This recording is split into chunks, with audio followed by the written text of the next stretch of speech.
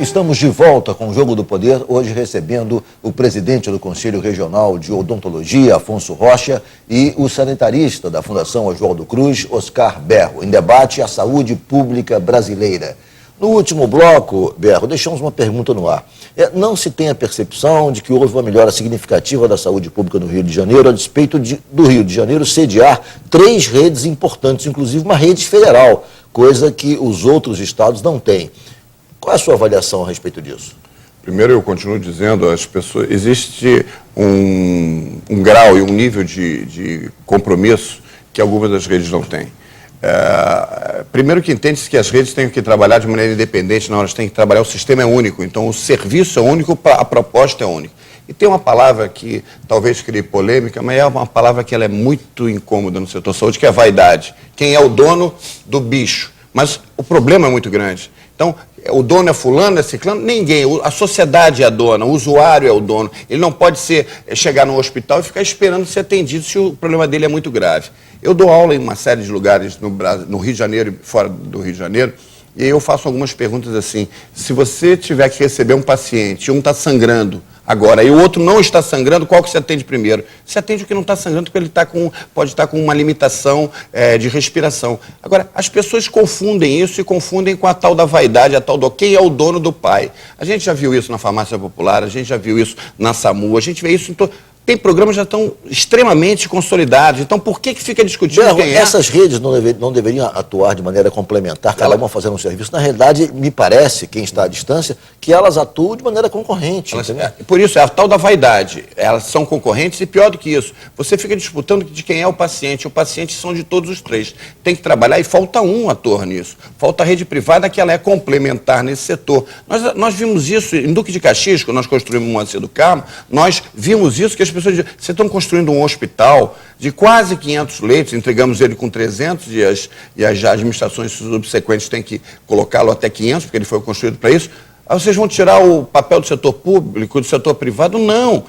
Era um hospital que não era só para Duque de Caxias, era para necessidade da Baixada Fluminense. Nós perdemos, com o advento do SUS, Constituição, até hoje, mais de 10 mil leitos na Baixada Fluminense.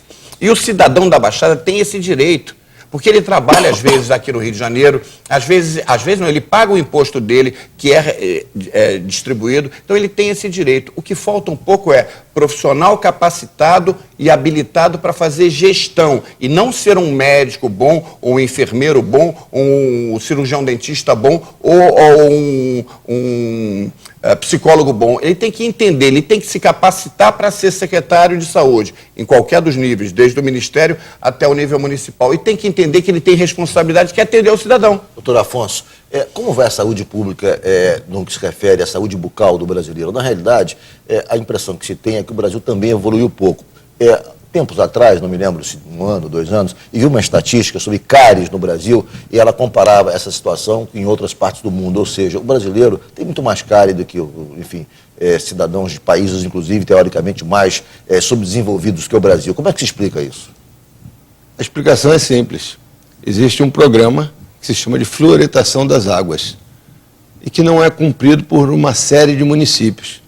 Bastando só a fluoretação das águas diminui a incidência de cáries em muito essa incidência. Então, é fácil de ser resolvido, é barato e não é feito. Porque as pessoas... Por que não é feito, doutor Afonso? Porque a autoridade pública não cumpre esse compromisso? Não cumpre. Essa é uma determinação, é uma lei que não é cumprida? Não, é uma lei, é uma lei. E nós temos agora... Não há como, então, quer dizer, caso não seja cumprido, que o Conselho recorra ao Ministério Público, que peça algum tipo de ação, porque não se pode contemplar uma situação dessa de desrespeito à legislação que causa danos sérios à população. Claro. Irreversível. Já foi feito isso. Nós fizemos uma denúncia ao Ministério Público e o Ministério Público do Rio de Janeiro está averiguando quais os municípios que não estão cumprindo esta determinação e vão intimá-los a se explicar por que não cumprem. O senhor tem informação de quais são os municípios que não cumprem essa determinação? Não, de todos nós não temos, porque nós temos 92 municípios, é muito difícil saber todos. Mas sabemos que alguns, até um trabalho recentemente publicado por uma colega nossa, ela mostra que alguns municípios fazem a fluoretação num determinado 2, 3 dias e depois não fazem no outro. Então há uma descontinuidade na água. Porque mesma coisa é que eu preciso fazer. que seja uma ação contínua. O flúor precisa estar presente na água continuamente. Ou seja, ele é um agente barato em relação ao benefício que ele traz. Como lavar as caixas d'água e cisternas a cada 6 meses é uma obrigação. Todas as prefeituras têm que investir.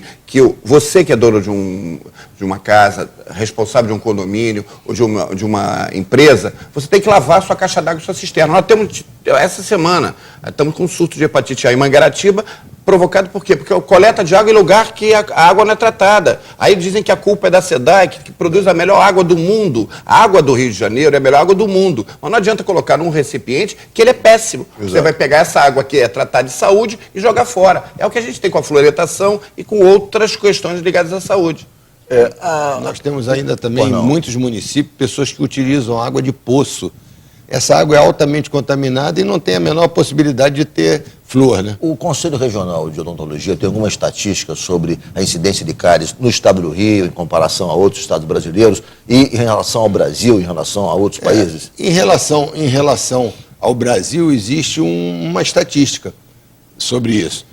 Tanto que o governo federal estimulou um prêmio para o Brasil Sorridente, ou seja, para aqueles municípios que criassem maior número de ações de odontologia, dentre elas a criação dos CELS, que são os Centros de Especialidades Odontológicas, que basta a vontade do político.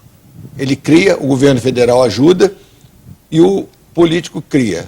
Ele vai, atende as crianças, atende os adultos e diminui muito. Esse prêmio, inclusive no Rio de Janeiro, o único município que ganhou foi o município de Caxias, quando o doutor Oscar Berro era o secretário de saúde do município. Agora, qual é a situação do estado do Rio em relação a outros estados? Há como se avaliar isso?